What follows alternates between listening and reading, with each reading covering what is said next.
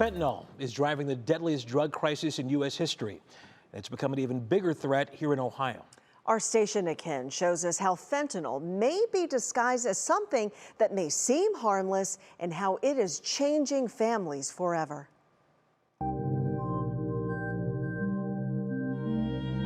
A bright light shining through the Iler home in Broadview Heights. She really did light up the room. She really did. She was so vivacious in life. That life cut short. Now only pictures and memories remain of young Tiffany Iler, her dad still coming to grips with their family's loss. I miss the dad. You know, I could hear the voice. And it's empty. Empty feeling. At just 21 years old, Tiffany died from an accidental fentanyl poisoning, along with another young woman. One other friend survived. It happened near the campus of Ohio State University in Columbus. They thought it was Adderall. It was finals week. And so apparently they just got bored and decided that they would open up this bag, and they thought they'd be funny and they'd smear it on their faces. And that's what they did. And they took pictures of each other. So we actually have pictures of this white substance on their faces, and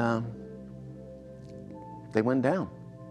Tiffany died the next day, her family by her side, learning about the real cause of her death. I never even heard of fentanyl before. Not the world I live in. Not the world she lived in. Investigators ruled the case an accident, never determining an origin for the small bag that would change the Iler family forever. You want to see your kids get married. You want to see your kids have kids. You want to experience all those things. They're all gone. I thought I would walk my daughter down the aisle. Not happening.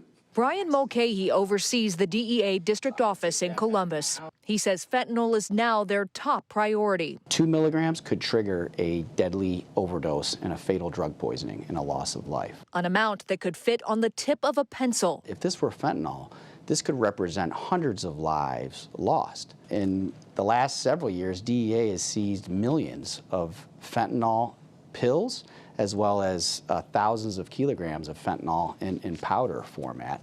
You're talking about enough fentanyl that could kill the entire populations of states. According to the DEA's latest numbers, more than 105,000 Americans died from drug poisonings in 2023. Nearly 70% of those deaths are attributed to synthetic opioids like fentanyl. We now know that the majority of the illicit fentanyl traffic in the United States is actually manufactured in Mexico. The cartels are buying those chemicals, and then they're manufacturing the fentanyl in Mexico and then distributing it in the United States. And he says Ohio is uniquely positioned in the crosshairs of this crisis. The end market is not right here in the Columbus area or Ohio. It's often trafficked through Ohio's great network of interstate highways and roads. So the mission continues for the DEA to save lives. There's so much more that needs to be done. After Tiffany passed, she gave her parts. Excuse me, sort of hard. Rich Iler is now part of that fight. His crusade now involves speaking out to protect other families from this pain, all in honor of Tiffany.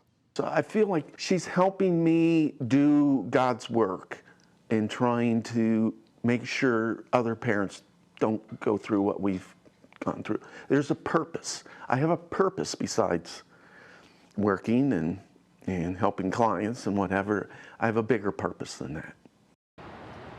It's a mission he would gladly trade to have Tiffany back.